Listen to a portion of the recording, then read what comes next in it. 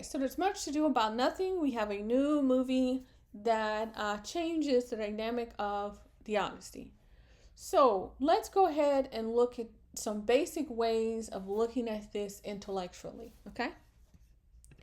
So there's an idea, and I know this is Wikipedia. I do have another source that's not Wikipedia. I know how people feel about Wikipedia, but it can give you some good things. So we have the ideal universal power, and there's soft power, which is what you see now. Universal power is dominion, and dominion means those who can create the events and those who can write the past, the historians. Okay. Any news thing that has something to do with someone important, no matter if a king or president or march or whatever, that will be in the history books. So when you go back, someone will have written, this happened, this happened, this happened, this happened. If, there happened to be no dark-skinned people written into these stories, they would say that these people didn't exist or they were somewhere else, not part of world history. Okay? That's how they will write it if they're in power. But something goes against this. An opposition goes against this sort of made up historical ideal. And that is the oral history. Oral history and also what we call the priesthood and priestesshood.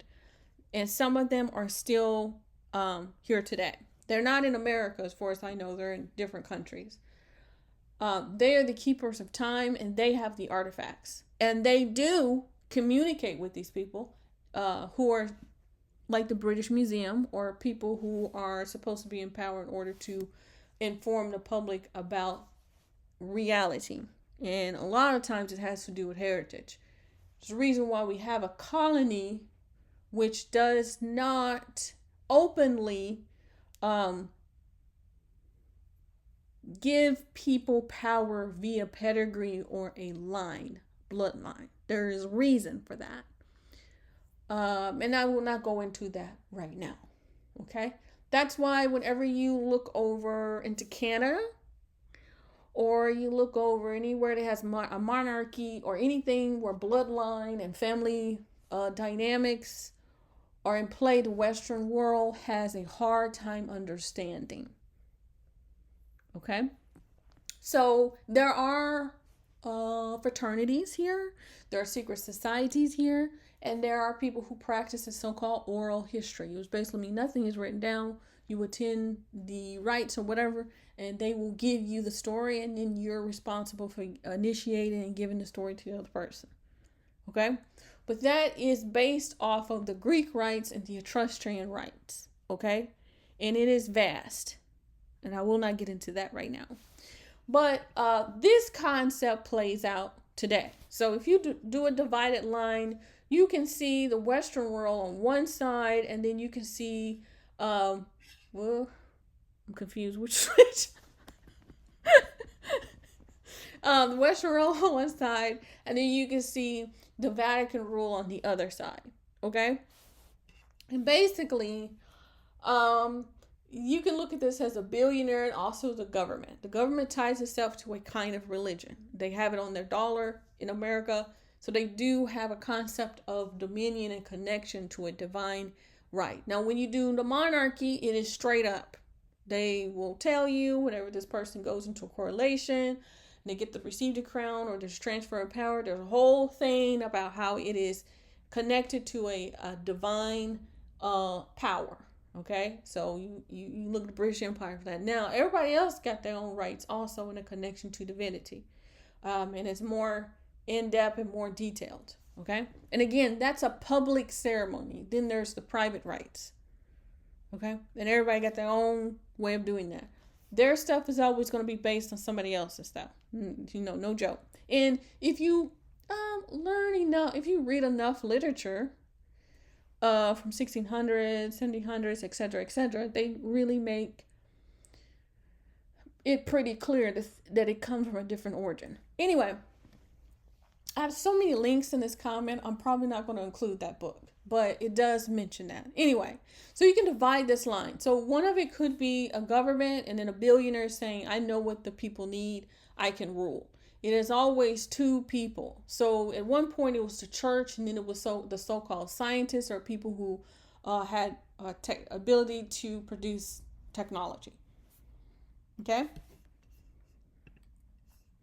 and there is a division, often because technology may have given men more dominion versus the religion, right? The religion and establishment has to maintain its power. And too much of the opposite polarity of that will give the power on a lower level. But no worries.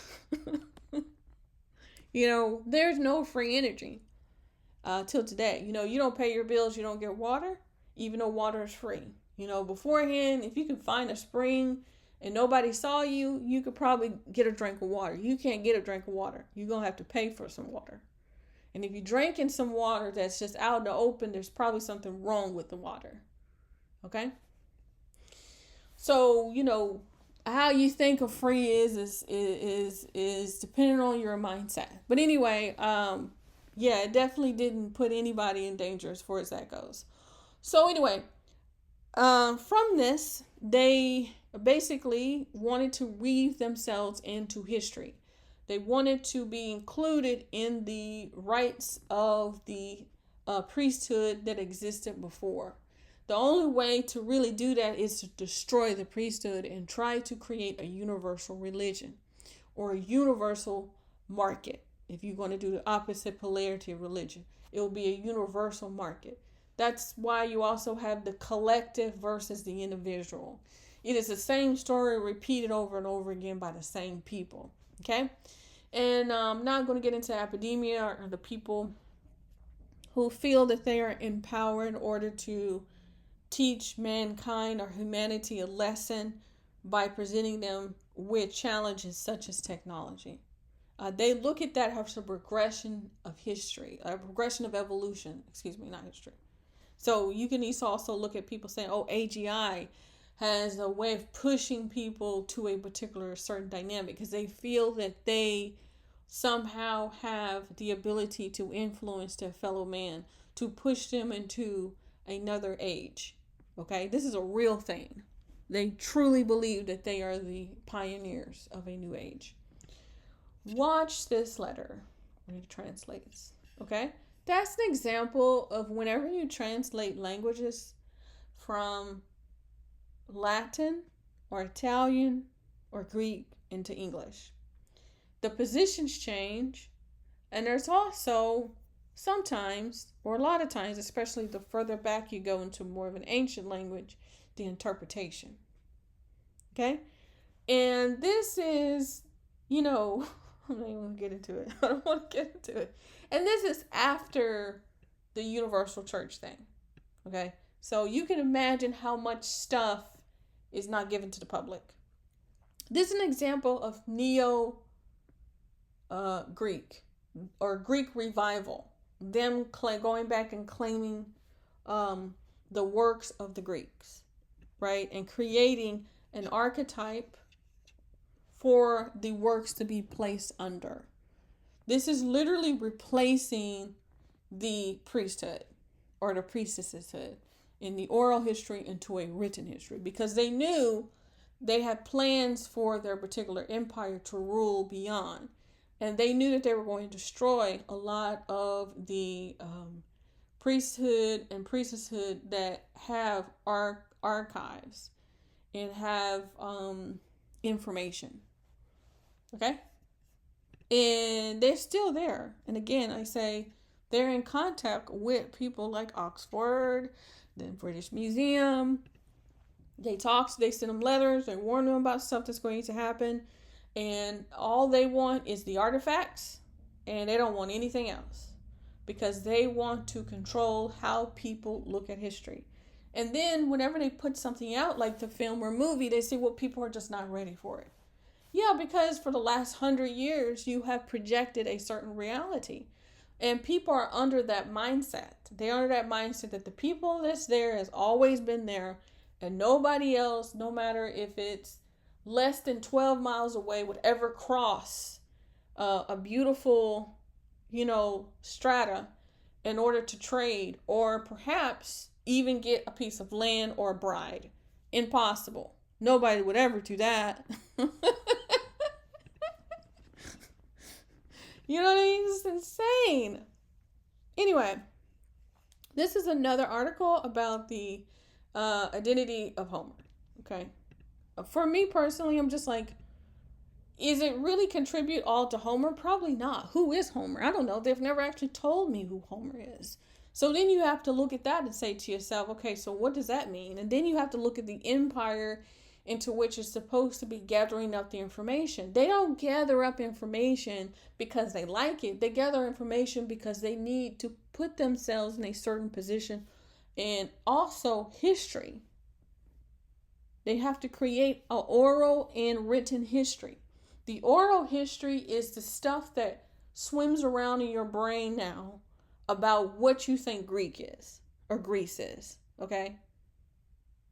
It's no longer you becoming initiated and someone telling you a story, etc., etc. It is literally TV, Instagram, and TikTok. And these archetypes manifest in your mind, okay? That is the new oral history. And when something comes out that challenges this, you have to either say, "Oh, they're just playing around like stage. It's fine. You know, it's fine." But do you really believe that there were other people other than some people from Britain? You know, or how are you okay with a British actor playing a Russian emperor, but not okay with the opposite polarity? They're supposed to have different lines too. They claim themselves to be on a different bloodline. So it's like it's sort of challenges, but it's superficial. Anyway, so this is a translation, and you get to see the differences of language, etc., etc. It's going to be up to you.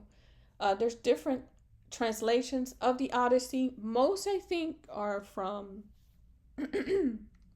they are from historians, or they are from people who have a degree in literature and teach literature.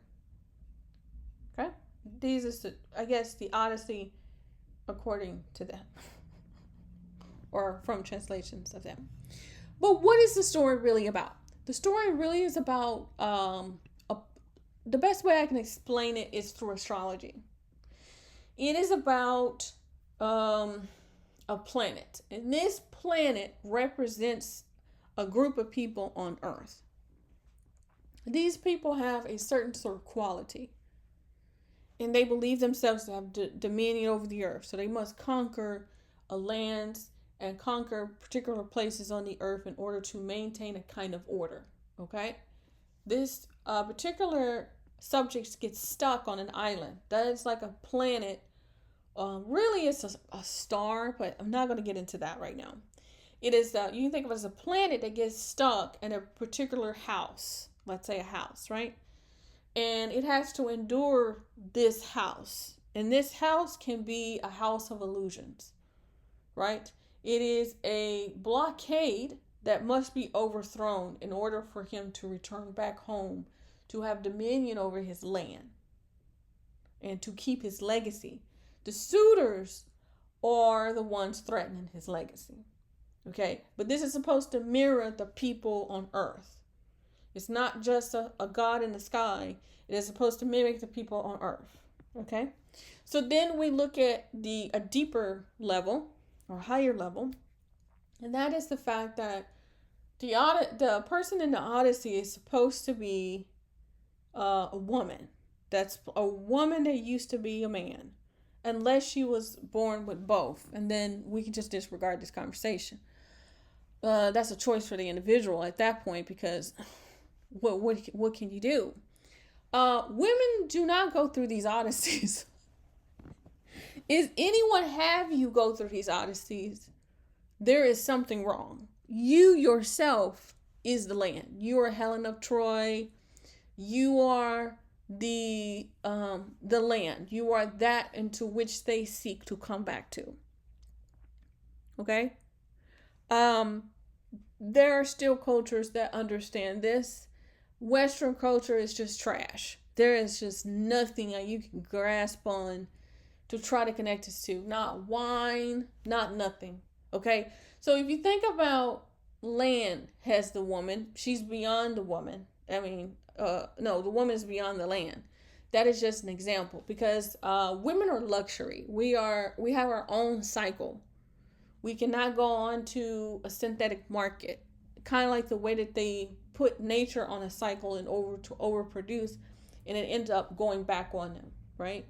Um, Land is an aspect of a woman because it can produce, okay? Which is this is old stuff, and the people who travel, I think in Mexico still, from they travel on a particular cycle, and they are connected to the land, and they do not want to be part from that particular part of that land for a reason, because they are connected to the land, and the land means is a connection to really spirituality and God, right? And they go through and they go cycle by cycle, farming and doing other stuff. They're still there.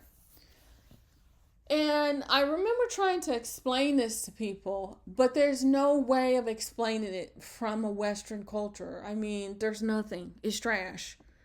You know, nothing. Wine, I can probably explain something of like the vineyards to like the French people.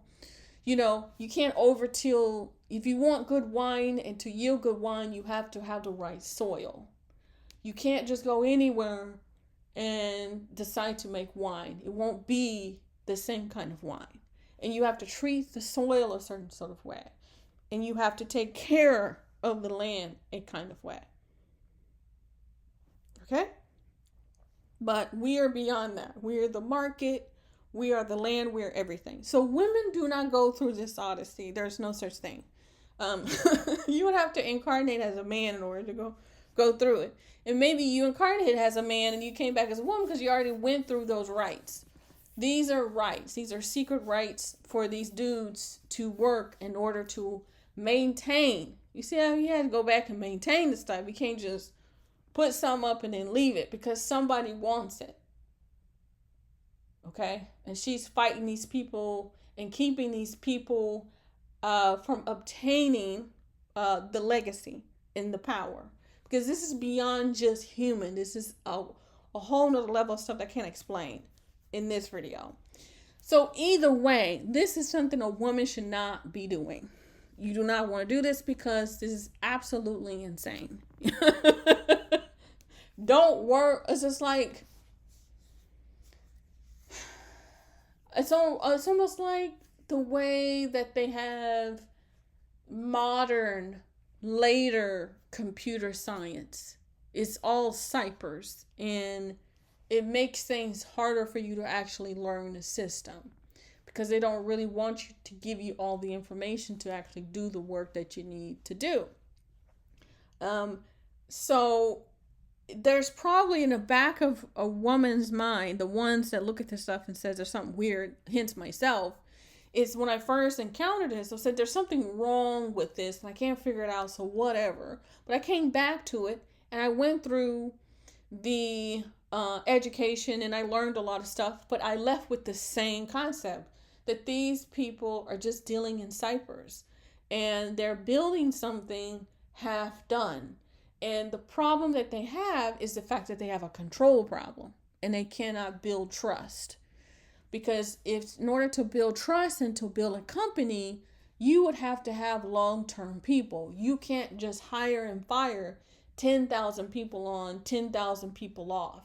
That is an example of what the opposite of what this story is. You have to maintain your legacy. You have to maintain your relationships. There's a reason why she didn't tell those suitors to go F themselves. She had to go through these weird ways of keeping them and rejecting them without really rejecting them and delaying. And by doing this, he's able to come in and fight them off. Okay? But this is connected to secret rites. And these rites, you can find partially in the Etruscan rites and other sort of rites, and some secret societies talk about it, but yeah, it's there. Anyway, that's pretty much all I have to say about it.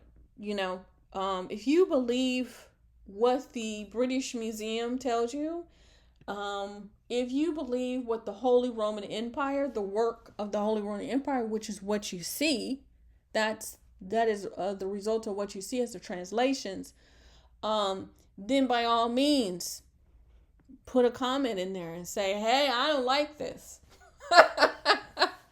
Otherwise, I hope you guys enjoy the movie and you enjoy the book. If you have any questions, let me know. Until then, I'll see you guys next time. Ciao.